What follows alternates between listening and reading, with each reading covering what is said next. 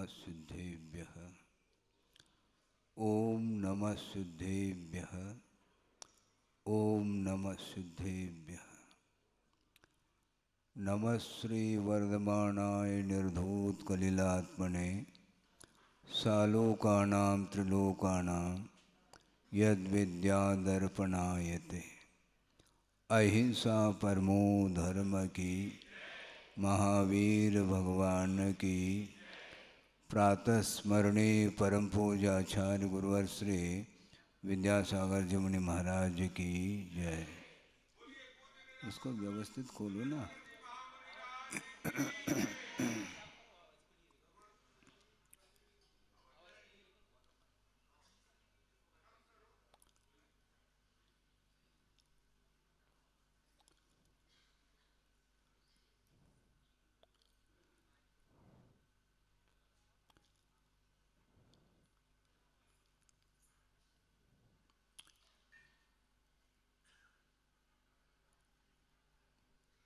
आत्मा में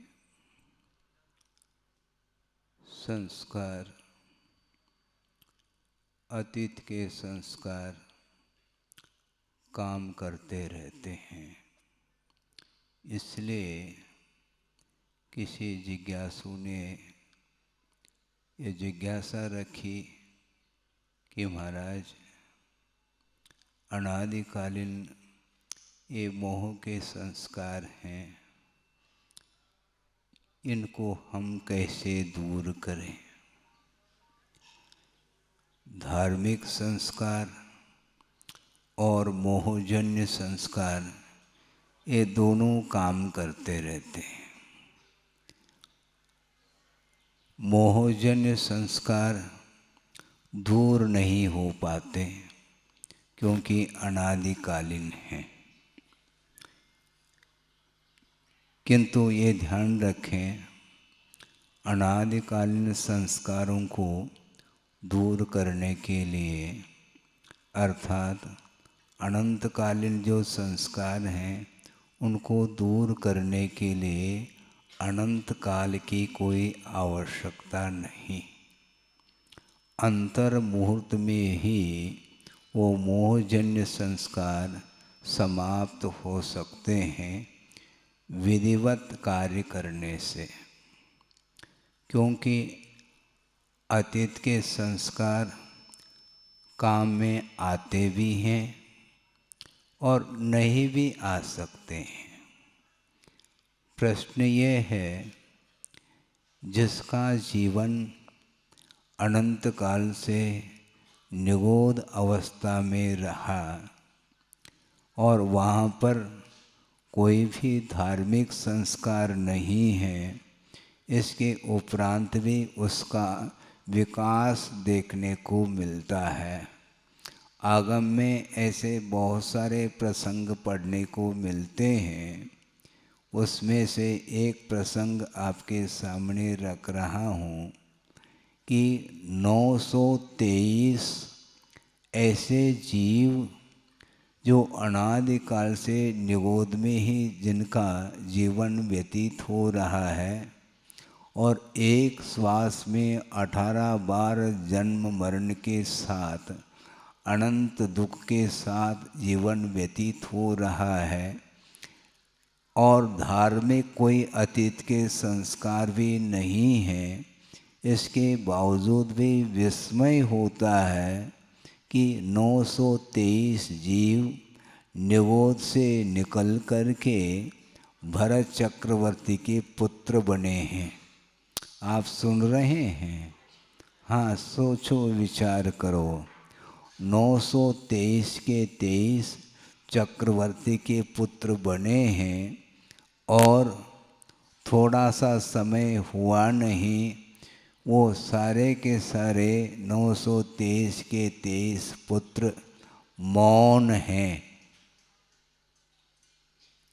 चक्रवर्ती की संपदा, चक्रवर्ती का वैभव और उस कुल में वो उत्पन्न हुए हैं, किंतु उन्हें चक्रवर्ती का वैभव आकर्षित नहीं कर रहा है। उन सारे सारे 923 जो पुत्र हैं उनका पूर्ण अधिकार है। और चक्रवर्ती स्वयं पिताजी कह रहे हैं आप निश्चिंत हो करके इस वैभव का उपभोग कर लो। किंतु वो 923 के 23 पुत्र मौन हैं। क्यों मौन हैं? और असंयम अवस्था में अभी दीक्षित नहीं हुए, किंतु उनको संसार असार देखने में आ रहा है। संसार में कोई सार नहीं है, इस प्रकार प्रतीति में आ रहा है। सोचो विचार करो, वैराग्य के लिए बड़े बड़े निमित्त मिलने के उपरांत भी वैराग्य नहीं हो पाता, और छोटे छोटे निमित्तों के माध्यम से भी वैराग्य के भाव जागृत हो सकते हैं। प्रतमाण योग आदि ग्रंथों में पढ़ने को मिलता है कि एक बाल सफ़ेद देखने को आया। सुन रहे हैं? एक बाल, सिर का बाल सफ़ेद देखने को मिल गया तो वैराग्य हो जाता है। और वर्तमान में एक भी यदि बाल काला है तो अभी काला है, अभी थोड़ा वैराग्य। सारे के सारे सफ़ेद बाल काले बनाने में लगा हुआ है संसार।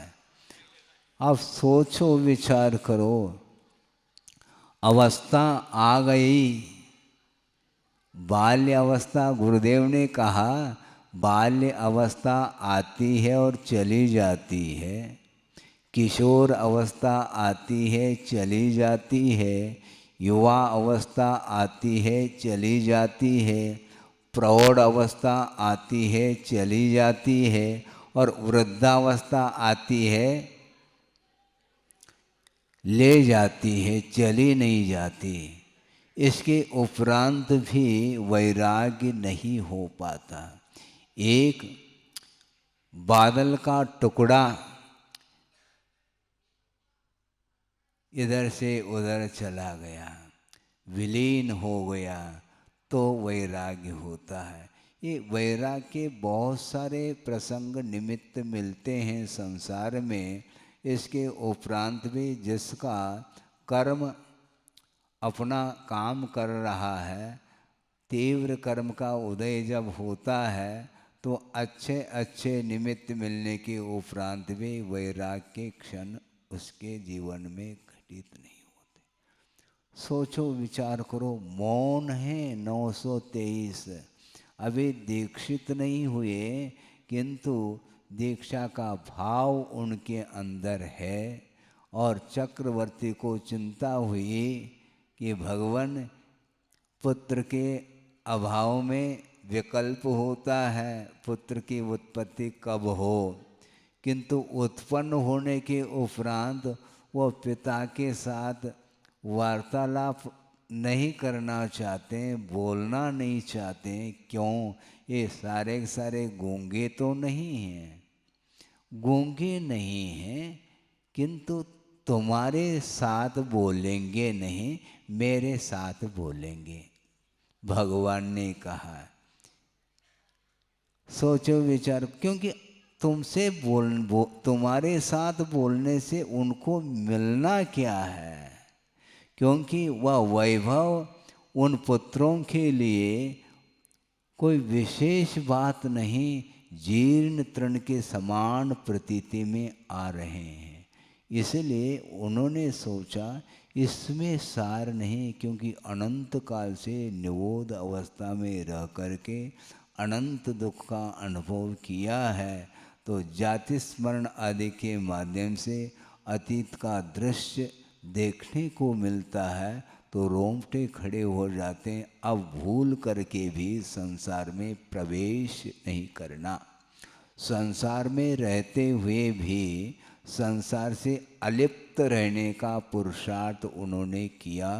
और प्रभु के चरणों में जा कर के वो सारे के सारे दीक्षित हो जाते हैं और मुक्त हो जाते हैं। और चक्रवर्ती अभी भी घर जाने का मन हो रहा है। सोचो, कहाँ तो क्षायिक सम्यक दर्शन है उसके पास, चक्रवर्ती के पास, और उसी भव से मुक्त होने वाला है।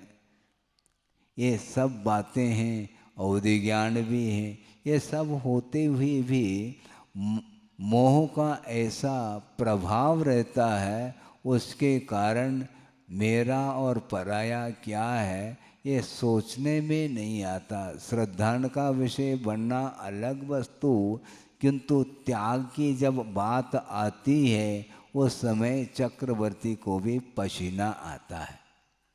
हाँ, श्रद्धान अलग वस्तु, किंतु श्रद्धान होने के उपरांत भी जब छोड़ने की बात आती है उस समय वह पुनः मोह उपस्थित हो जाता है, वैराग्य नहीं हो पाता।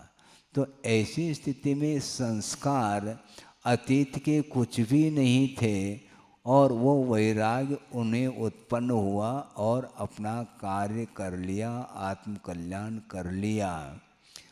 रही बात संस्कार को लेकर के चर्चा चल रही है, संस्कार अतीत के काम में आते भी हैं और नहीं भी आ सकते।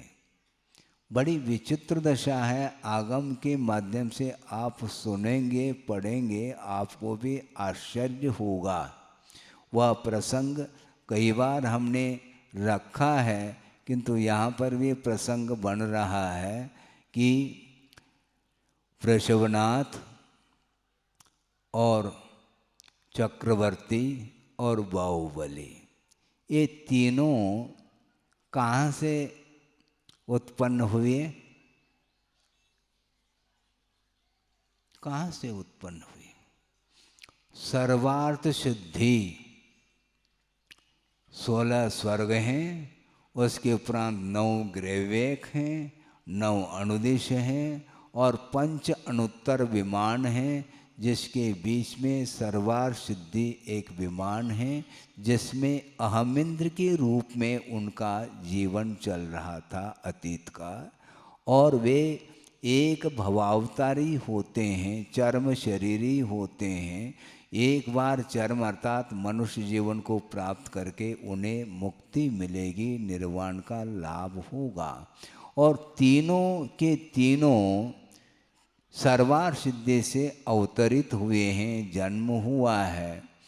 और वृषभनाथ के वे दोनों पुत्र बनते हैं।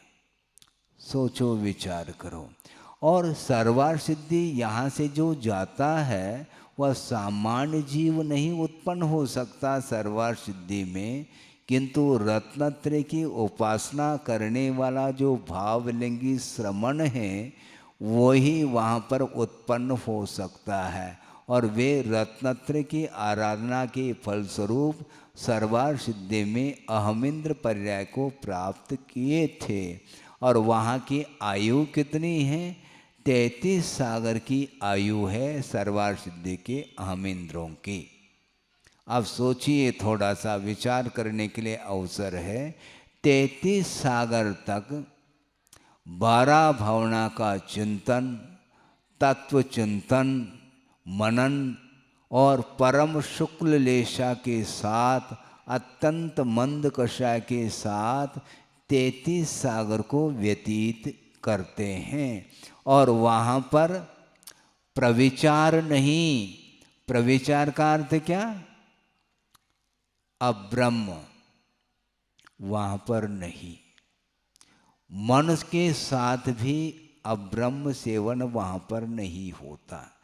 ये 16 स्वर्ग के साथ और भी अहमिंद्रों की चर्चा आगम ग्रंथों में मिलती है कि निचले स्वर्गों में मनुष्य के समान वासना की पूर्ति होती है और धीरे धीरे उत्तरोत्तर स्वर्गों में कम होती जाती है। ऊपर के कुछ ऐसे स्वर्ग हैं जहाँ पर मात्र स्पर्शनेन्द्रिय के माध्यम से उस वासना की पूर्ति करते हैं और ऊपर के स्वर्गों में रूप का अवलोकन करके उसकी पूर्ति कर लेते हैं। उसके और आगे के स्वर्गों में मात्र मधुर गीत संगीत आदि जो कर्णेंद्र के विषय हैं उसके माध्यम से वासना को शांत करते हैं। और 16 स्वर के उपरांत के जो अहमिंद्र होते हैं ग्रैविक आदिक में, वे मन के माध्यम से भी उनका प्रविचार नहीं होता। 16 स्वर्ग अर्थात आनत प्राणत आरण और अच्युत, ये 4 स्वर्ग ऐसे हैं जहाँ पर मात्र मन के माध्यम से ही उसकी पूर्ति होती है, किंतु परे अप्रविचारा। ग्रैविक आदिक में रहने वाले जो अहमिंद्र हैं वे मन के माध्यम से भी उन्हें प्रविचार का भाव नहीं आता। मैं इसलिए इस प्रसंग को रखा कि सर्वार सिद्धि के जो देव हैं अहमिंद्र हैं वे मन के माध्यम से भी वासना जागृत नहीं होती। इतना पवित्र भाव रहता है, मंद कषाय का उदय रहता है, और 1 दिन 2 दिन नहीं 33 सागर तक मात्र तत्व चिंतन के साथ ही जिन्होंने जीवन को व्यतीत किया है, और वहाँ पर देवांगनाओं का सद्भाव नहीं। 16 स्वर्ग में तो जो रहने वाले देव हैं वे देवांगनाओं के साथ उनका संबंध रहता है, किंतु अहमिंद्र जो होते हैं उनके साथ देवांगनाओं का कोई भी संबंध नहीं रहता।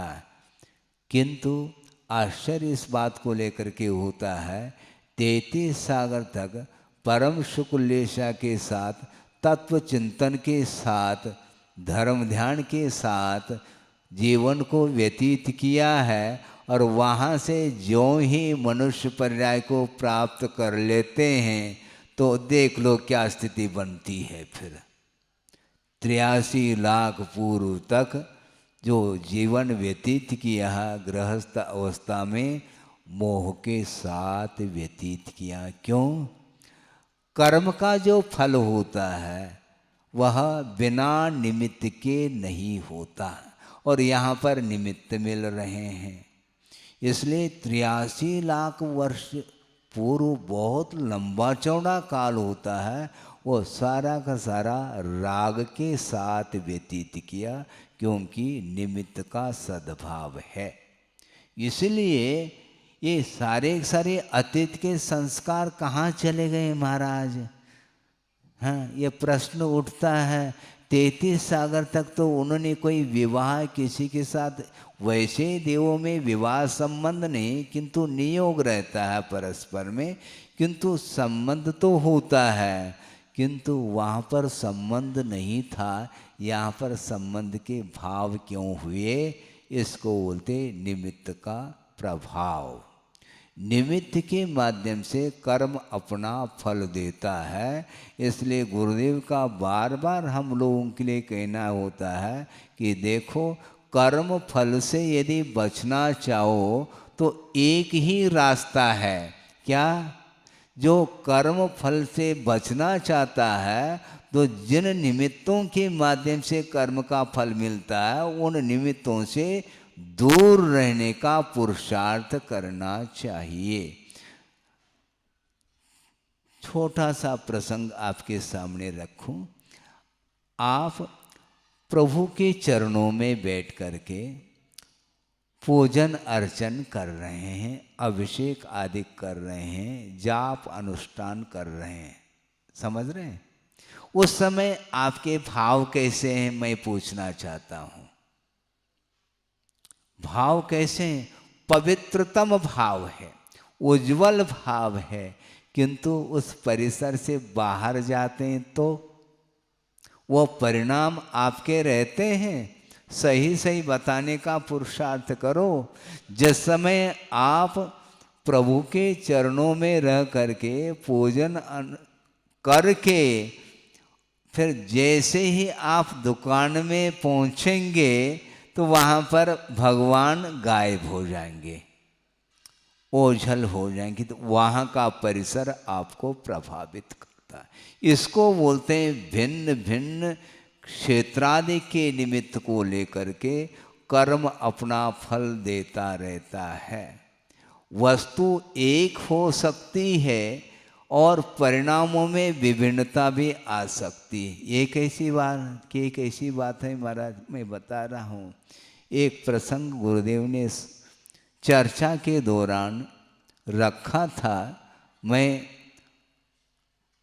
वहाँ से, ये कहाँ का प्रसंग है? ये रामटेक का प्रसंग है। वहाँ पर आर्य का संघ था और गुरुदेव उनके लिए आगम के आधार से कुछ विषय दे रहे थे और मैं वहाँ से जंगल के निमित्त बाहर निकल गया और उस समय एक शब्द मेरे कान में पड़ गया। वो अभी भी मुझे बार बार स्मरण करने के लिए वह बाध्य करता। वह विषय बहुत मार्मिक विषय था। गुरुदेव ने ये कहा कि देखो, वस्तु एक है और वही वस्तु कभी राग के लिए कारण सिद्ध होता है और वही वस्तु परिणामों को पवित्र बनाने में भी कारण सिद्ध होता है। महाराज बात समझ में नहीं आती, आएगी धीरे धीरे, प्रसंग रख रहा हूं।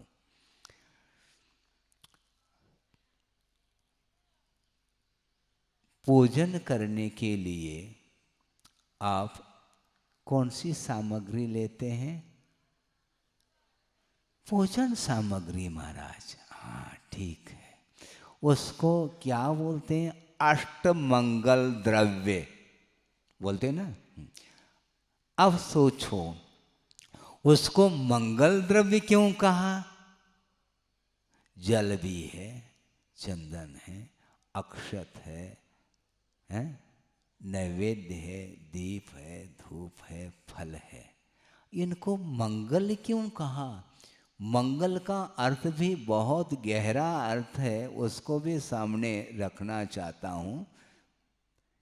मंगल किसको बोलते हैं? मलम मलम पापम गालयति विध्वंसयति इति मंगलम। जो पाप को नष्ट कर देता है, दूर कर देता, उसका नाम मंगल कहा। तो अष्ट मंगल द्रव्य इसलिए उसको मंगल कहा, उसके निमित्त से आपके मन में प्रभु के अथवा गुरु के पूजन अर्चन करने के पवित्र भाव होते हैं। उन पवित्र भावों के लिए वो निमित्त हैं। इस निमित्त के अपेक्षा से उस द्रव्य को भी मंगल द्रव्य कहा। अब सोचना, वो कहाँ से प्राप्त किया आपने? दुकान से। बोरी की बोरी जो है ना चावल है, उसमें से ले आए आप खरीद करके। वहाँ पर बादाम हैं, उनको भी खरीद लिया।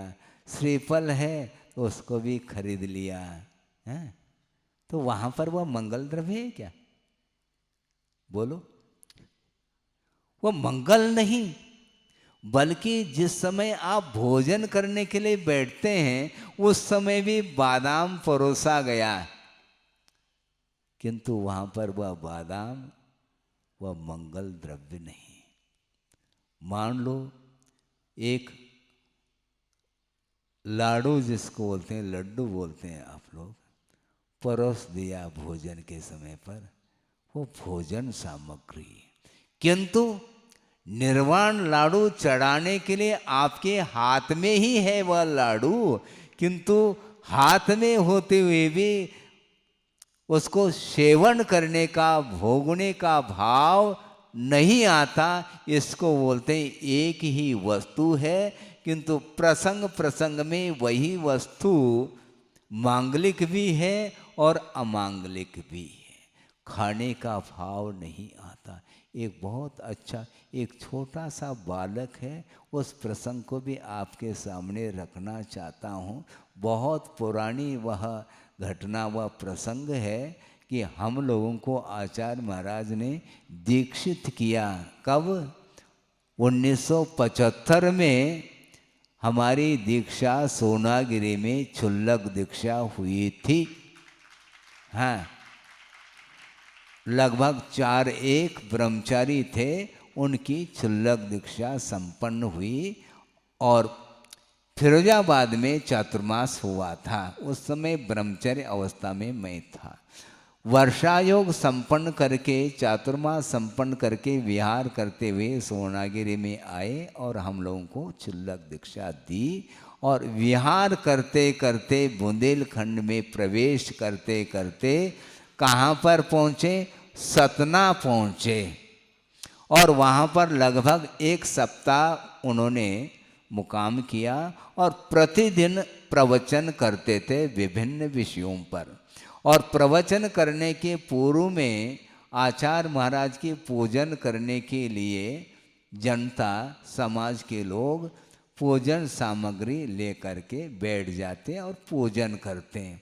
उसमें से एक छोटा लड़का है, उसके पास भी कुछ सामग्री है। आपको आश्चर्य लगेगा, वो छोटा सा बालक है, माता पिता के साथ बैठा है और उस बालक ने काफ़ी श्रम करके, रो धो करके थोड़ा सा पैसा एकत्रित किया था और उस पैसे खाने पीने के लिए पैसा एकत्रित किया था उस बालक ने।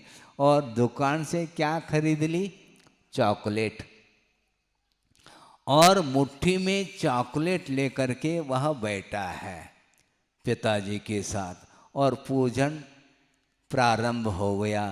और जिस समय नैवेद्य चढ़ाने का प्रसंग आया तो उस समय सभी लोगों ने नैवेद्य चढ़ाया, तो उसने मुट्ठी में जो चॉकलेट थे उसको चढ़ाया। सोचो, विचार करो, खाने पीने के दिन है, छोटा सा बालक है जिसको आप नादान बोलते हैं, किंतु बुंदेलखंड के समाज घर घर हमने देखा छोटे छोटे बच्चों के ऊपर भी धार्मिक संस्कार डालते हैं और उसका परिणाम ये निकला कि खाने की वस्तु होते हुए भी वह चढ़ाने का भाव कर रहा है। आपको चॉकलेट चढ़ाने के लिए नहीं कहा जा रहा है, किंतु ये प्रसंग आपको रखना इसलिए पड़ा कि वो एक ही वस्तु है किंतु भिन्न भिन्न समय में चढ़ाने के भाव और कभी कभी खाने के भाव। आप चौके में हैं, महाराज को पड़गा लिया, थाली आपके सामने हाथ में है, खाने के भाव है आपके, एक क्षण के लिए भी भाव नहीं आएंगे। उस समय दान के भाव है। तो दान के भाव जिस समय है उस समय वह भोजन सामग्री हो करके भी वह स्वयं खाने का भाव नहीं रखता। इसको बोलते हैं उपयोग की परिणति। एक वस्तु हो करके भी भिन्न भिन्न अवसर पर वह भिन्न भिन्न निमित्त के रूप में उपस्थित होता है। इसलिए प्रभु के चरणों में जिस समय आप पूजन कर रहे होते हैं उस समय मांगलिक कार्य कर रहे हैं और पुण्यार्जन के परिणाम हैं और उस समय ही हैं, किंतु उस परिसर से बाहर जाते हैं तो बाहर की हवा लगती है, तो पुनः पूजन अर्चन के भाव भी समाप्त होते हैं। पर विषय और कषाय की बात आती है, इसको बोलते हैं द्रव्यादि के निमित्त को लेकर के कर्म अपना फल देता है। इसलिए गुरुदेव का बार बार कहना है, कर्म फल से बचना चाहो तो पाप कर्म के अर्जन में जितने भी निमित्त हैं उन निमित्तों से अपने आप को दूर रखने का पुरुषार्थ करना चाहिए। महाराज हम कैसे दूर रखें? आप अपने उपयोग को ही केंद्रित करना है और उपयोग को एकाग्र करने के लिए जो साधन सामग्री हैं देव गुरु शास्त्र, उसका आलम्बन लेकर के ही आप अपने परिणामों को उज्ज्वल बना सकते हैं और कोई भी साधन नहीं है। इसलिए पंचेंद्र के विषय हमारे लिए हेय हैं, अर्थात छोड़ने योग्य हैं, और शुद्ध परमात्म तत्व उपादेय अर्थात ग्रहण करने योग्य हैं। और उस शुद्ध परमात्म तत्व को प्राप्त करने के लिए जो साधन सामग्री है वो उपाय के रूप में उसको स्वीकार किया है। यानी सच्चे देवगुरु शास्त्र अथवा पंच परमेष्टि की आराधना करने से हमें मोक्ष मिलता है। मोक्ष तक पहुंचाने में वो साधन सामग्री हैं। इस प्रकार श्रद्धान का विषय बनाओ और अपने मन को स्थिर करने का, एकाग्र करने का पुरुषार्थ करो। महाराज मन बार बार जाता है, क्या करें? गुरुदेव ने मन को श्वान की उपमा दी है। सुन रहे?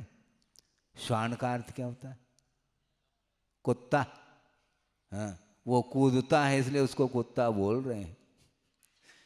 श्वान की उपमा दी है मन के लिए, और उन्होंने अपने साहित्य में लिखा है, उल्लेख किया है। सर्वप्रथम आचार्य ज्ञान सागर जी महाराज के उपस्थिति में ही आचार्य महाराज ने एक शतक की रचना की जिसका नाम निजानुभव शतक। और उस शतक में उन्होंने एक छंद के माध्यम से भाव प्रकट किए, आपके सामने रखना हो। मन की विचित्र दशा है, क्या है देख लो। वह पंक्ति आपके सामने है। क्या हो गया, ध्यान से सुने। क्या हो गया समझ में मुझको न आता, क्या हो गया समझ में मुझको न आता, क्यों बार बार मन बाहर दौड़ जाता। क्या हो गया समझ में मुझको न आता, क्यों बार बार मन बाहर दौड़ जाता। स्वाध्याय ध्यान करके मन रोध पाता, पैश्वान सा मन सदा मलशोध लाता। सोचो, एक कुत्ता है और व्यक्ति ने उसका पालन किया है और उसके गले में पट्टा बांध दिया। जानते हैं आप? हाँ, उस कुत्ते के गले में पट्टा बांध दिया और जंजीर अपने हाथ में है, और उसको, वो पालतू कुत्ता है और उसको प्रतिदिन वह अच्छे अच्छे पकवान खिलाता है, हैं? और हाथ में जंजीर है, और पट्टा यदि खोल दे तो वह कुत्ता नाली को सूंघता सूंघता सूंघता चला जाता है और गंदगी पर भी वह मुंह मारता है। ये क्यों? ये मन की विचित्रता। मिठाई खिलाई थी, अच्छे अच्छे भोग्य सामग्री, इसके उपरांत भी उसके जो संस्कार हैं अतीत के वह समाप्त नहीं होते। इसलिए बार बार मन को केंद्रित करने के लिए स्वाध्याय ध्यान आदि करते हैं श्रमण लोग। इसके उपरांत भी थोड़े बहुत भी यदि मान लो आवश्यक से निवृत्त होकर के बैठ जाएं तो पुनः उस ओर मन जा सकता है, विषयों की ओर वह दौड़ लगा सकता है। इसलिए एक क्षण भी श्रमण लोग अपने आवश्यक कार्यों से निवृत्त होकर के अन्य कार्य नहीं करते। अन्य कार्य करेंगे तो मन जो है ना वह श्वान के समान है, बार बार त्यक्त पदार्थ के प्रति भी भाव पुनः पुनः जा सकता है। इसलिए मन के ऊपर लगाम लगाने की आवश्यकता है। मन को संयत बनाने के लिए बड़ी आवश्यकता है, क्योंकि मन के माध्यम से ही कर्म का बंध होता है। इसलिए पाप बंध से बचने के लिए और साथ से पुण्य का संचय करने के लिए अपने को निरंतर देव गुरु शास्त्र की उपासना कर लेनी चाहिए। इस प्रकार एक ही वस्तु हो करके भी आपके मन को कभी भी क्षुब्ध कभी क्षुब्ध बनाता है, और वही पदार्थ आपके मन को पवित्र बनाने में भी कारण बनता है। इसलिए कर्म फल से बचना चाहो तो निश्चित रूप से आपको विषयों से दूर हटना पड़ेगा, अपने आप को हटाना पड़ेगा। हाँ महाराज कैसे कर पाएंगे? घबराओ नहीं, लक्ष्य बनाओ।